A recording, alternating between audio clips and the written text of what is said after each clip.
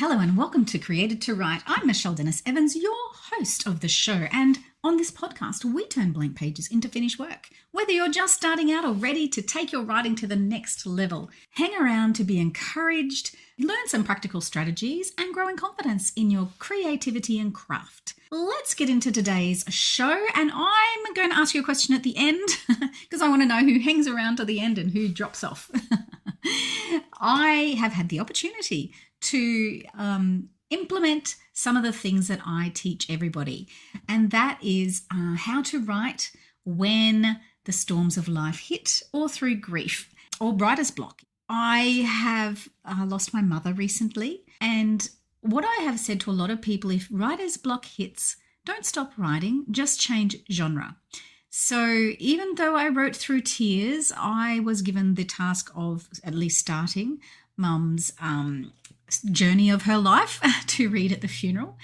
And I found it very difficult to do that. And at the same time, it was an outlet. It was a release of emotion. And then the other thing I've been doing a lot of is writing emails and text messages, because sometimes I just haven't been up to ringing people in relation to Mum's passing. And at those times, I will craft a text message or an email, and it's just another form of writing. And I'm feeling an unlocking of wanting to get back into working on my novels. So remember, whenever you have a block or have something chaotic or just the storms of life hit, simply change genres. Write a poem, write a letter, whether you send it or not, just write a letter, type out something fresh, get your hand writing something on a piece of paper.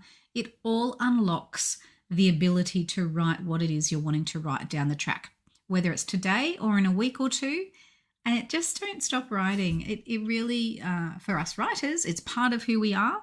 And to have that outlet, to have that source of just comfort for ourselves and our own souls, to be able to get words from our head out of our head and onto a page. I have found it very helpful, and I know other authors that I've spoken to have also found it helpful. And if you're still sitting on the fence and you've got a book inside you and you have not started yet, just start.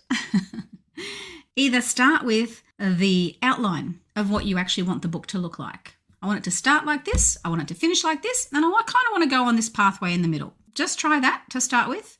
So then you've at least got a pathway. Another way to do it is, I think I've spoken about this before recently, do a mind dump. Just drop everything going on in your mind, whether it's related to the book or not, out on a piece of paper. Either write it out or type it out. Just get everything out of your mind. And then watch how clear you can think as to whether you want to put parts of it in the book or not. Another thing you can do is to think about who you're writing for and imagine that person and visualize them. What is it that you would like to pass on to people? What is it that you would like them to gain from reading? Because I never want my books just to be a bunch of words on pages. I want my books to be impactful. I want my books to be a ripple effect that help people on their journey through life. They help me through my journey on life when I write them. And I guess that's my prayer for you as well when you're writing. I pray that what you are writing helps you move forward in your life, and in turn helps other people move forward in their life. Because as I've mentioned, my first book that I wrote was about Stephanie, and she was going through all sorts of challenges. And through writing, I discovered her best friend was the kind of best friend I wanted to be. She was the best friend I always wanted. And so I had to write more about Tabby. And that helped me learn more about the best friend I wanted to become and more about the best friend that I wanted. So then I didn't try to become friends with everyone. So I now have a handful of beautiful friends in my life that I am so grateful for.